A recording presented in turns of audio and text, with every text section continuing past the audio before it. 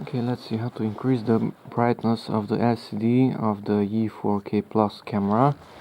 So to increase the brightness of the LCD, let's first power it on. Hold the power button on the top. Okay, and now let's go here to the settings wheel. Settings. Now the other settings wheel here on the left side. That one. Okay, and swipe up. And here it is, brightness, and currently it's set to low. So tap on brightness.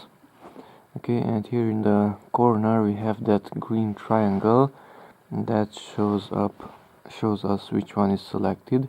So let's tap on high. Now the brightness was increased. X to get out, and that's it.